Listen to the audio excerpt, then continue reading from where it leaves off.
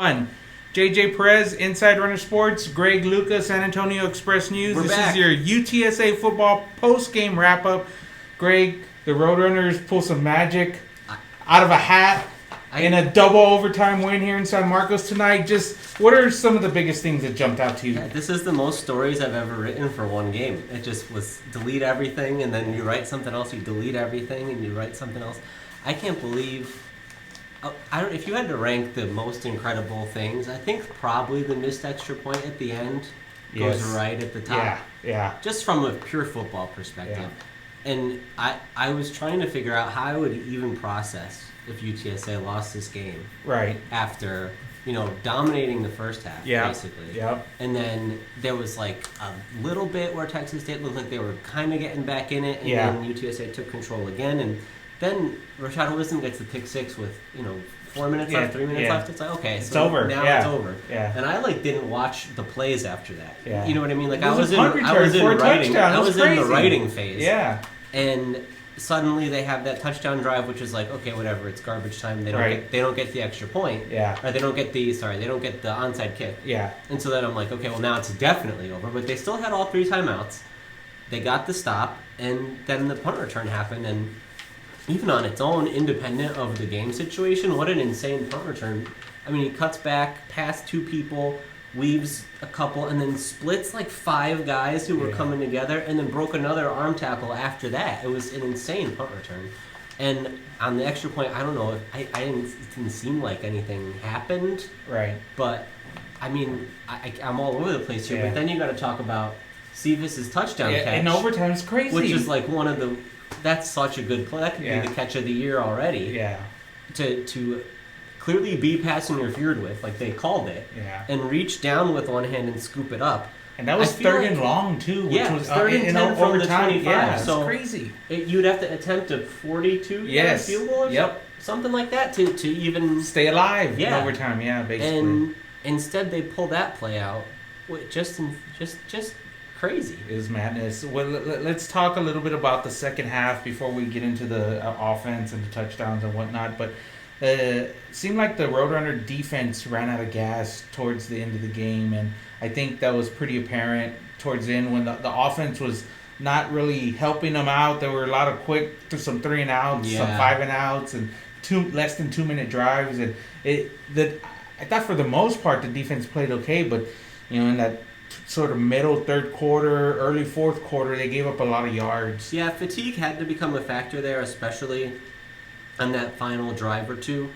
I mean, when you get a pick six, obviously the defense doesn't get much rest there, and so I think that that didn't help them in terms of trying to solidify that score and keep the lead locked down. But I thought it was telling what Coach Traylor, and I think Rashad mentioned this as well after the game, that Texas State went to this like max protect kind of a thing where they were able to throw some deep shots, because in the first half, like you can look at Tyler Vitz, and we can talk about like not having Brady McBride and all that too if we want, but you can look at Tyler Vitz passing totals from the first half and say, oh, this guy had a pretty good half, but there was a couple of short passes that turned into long gains. They weren't working the ball down the field at all. He didn't make any noteworthy throws, and then the second half, he was throwing a lot of really good balls. I mean, there was one that I can't even keep it all in order, but remember the play that there was a touchdown right in this corner of the end zone, and it got called back because the guy's foot was out of bounds, and that one would have potentially tied the game too. And so that was a great throw,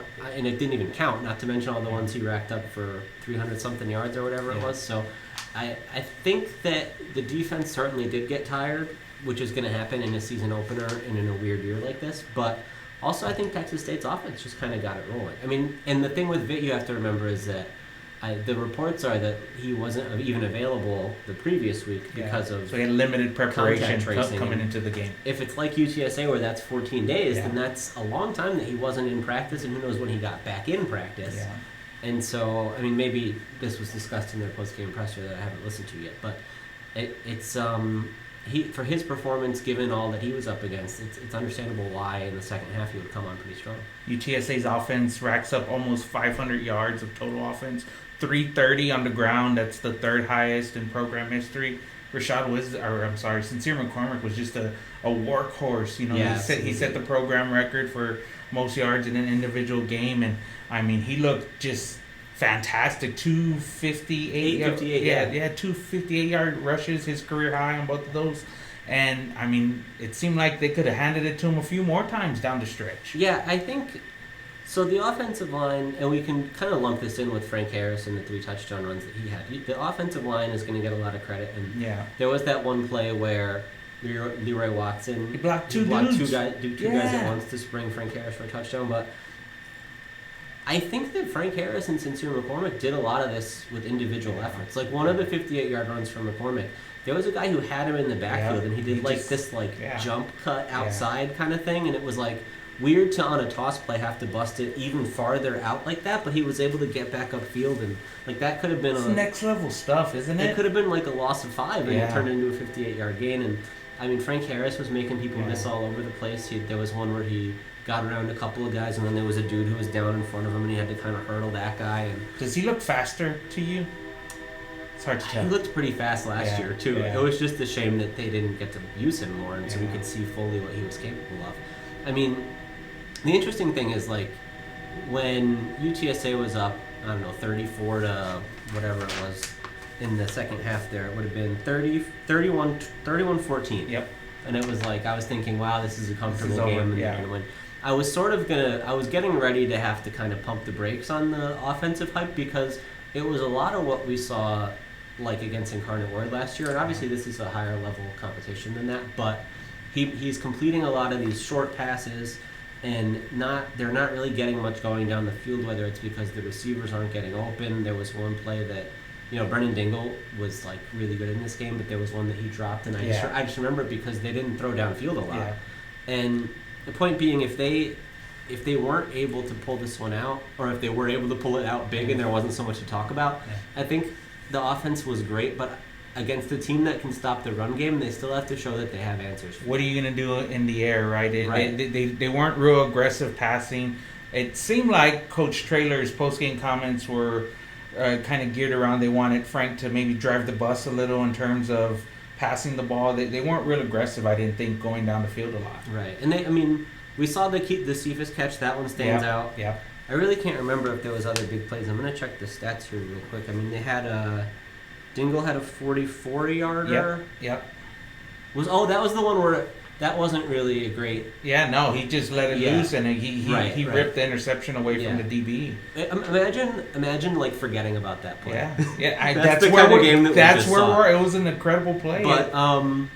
But yeah, so we haven't really seen that the downfield passing game can be crisp, unless you're going to get incredible catches like we got from Dingle and Cephas. Do you think some of that's part of what we heard from Barry Lunny earlier this week about maybe dialing back the offense, and Jeff Traylor, that it's not all there at this point because they haven't had a lot of practice time? Yeah, I think what I noticed was that I think the personnel groups were really consistent. Yeah. Like they played a lot of basically one running back, 2 tight end, and that's 2 receivers, but they'd have one of the tight ends flexed out sometimes. A lot of trips, a lot of 4 guys, Or they had one play where it was Gavin Sharp was out wide, and Leroy Watson was out wide, and Sincere McCormick was out wide. So it's 5 wide receivers, but it's 2 wide receivers. Yeah. Right? So I think what they probably tried to do was just keep it pretty tight with the personnel groupings, so that those guys were comfortable with a lot of what was going on. No confusion getting in and out. And they rotated some receivers, of course, like we saw different guys get in there, but I think that they were pretty consistent with those groups.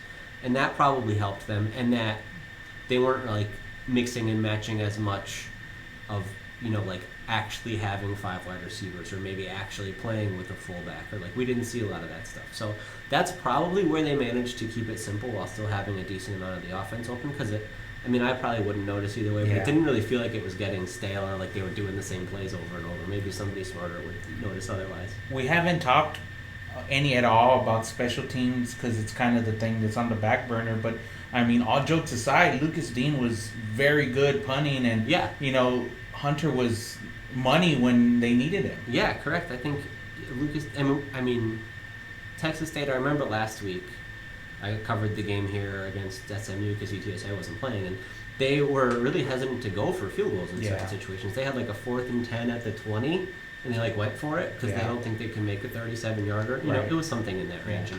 UTSA, they would just send Hunter Duplessis out there for a 42-yarder for no, why not? He can make it. Yeah. So that actually proved to be a weapon, and I don't think a lot about special teams typically, but in this case, Lucas Dean too, like he rolled one of those punts out inside the 3, and Traylor took some blame after the game for the punt return. Yeah.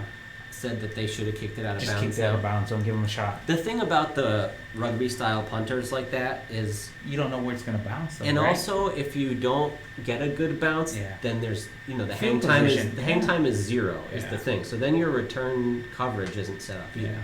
So I think that it's not like on that last play that Texas State scooped it up right away, and that's how they got the 91-yard return. Haydel, waited for it on a bounce, and it just seemed like at that point the coverage units were just spent too.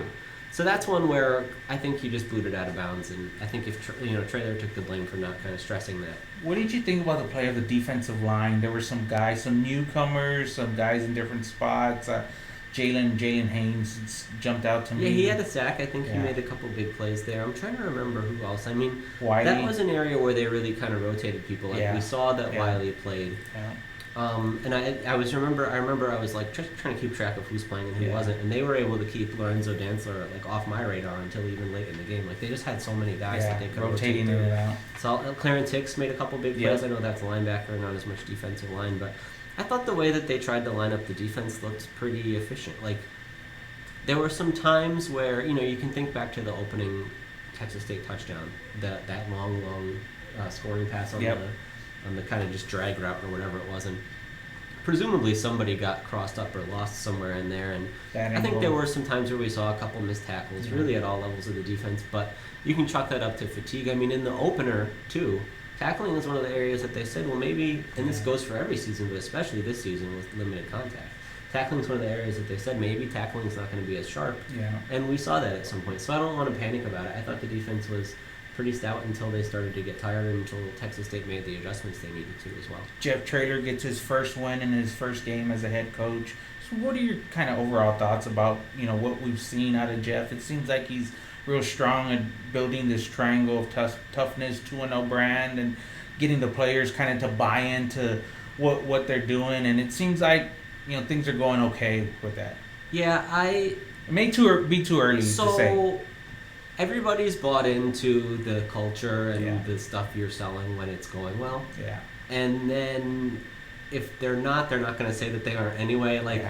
I think the stuff that they preach is cool, but it's hard to know what's going on. What we can say is that, when Texas State made that rally there, UTSA wasn't rattled. They were right back at it and ready to win in overtime. So that says something about the job that he's doing. And I think it's also really telling.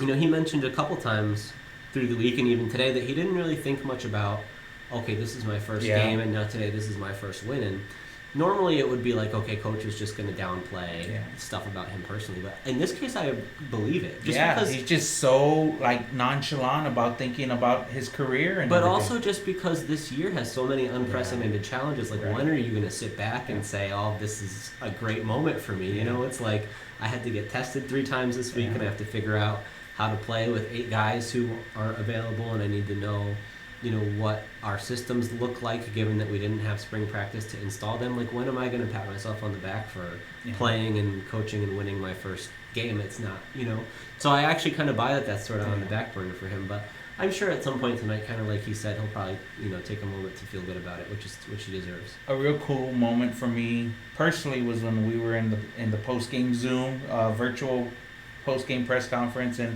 he asked Rashad wisdom about his brother and if he thought about him, and it's what he and his family have been through in the off season. It's incredible, and I just thought at that moment he's shown so much poise about the topic, and he never shies away from it.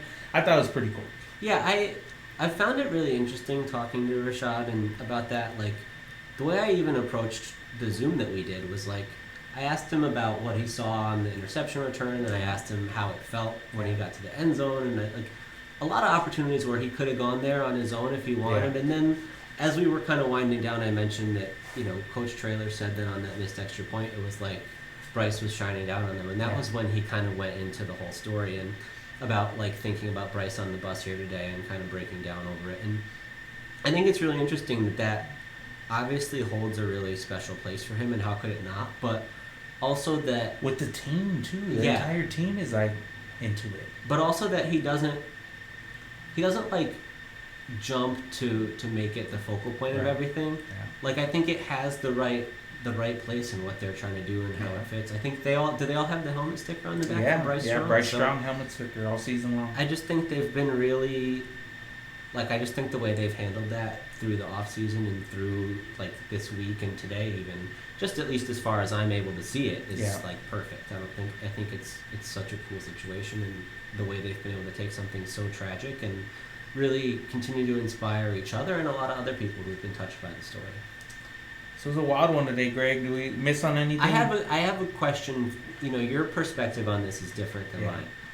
Where does this rank in terms of like the best games in UTSA football history? Yeah, UTSA and Texas State move the needle. Like that's the game everybody gets excited for, and it's kind of weird because I think some of the excitement for this matchup is put on the back burner because of everything in the lead up to this season, and then you had the 13 guys that didn't practice, the 8 guys that were out, and there's all this uncertainty leading up, and there wasn't too much excitement and limited amount of fans here. So, no, it's big. I think it's probably the most exciting game in this series.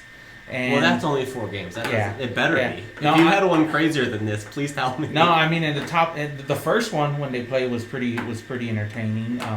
But I mean it's in the top 5 for sure. I just know in there. If you ask people like the best or most significant UTSA games, they're always going to go to Baylor, right? But then in terms of just like how a game played out and the sheer craziness and back and forth nature of it, at least I haven't been told if there's. There was a UTEP game that was real similar to this that they lost in overtime. Oh, right. I think triple overtime. And then the other one is the North Texas 90 whatever. Yeah. So some of these like tight finishes, but maybe this is the best win from an entertainment standpoint. Yeah. How about that? Yeah, I'll go for it. I'm with it. All right.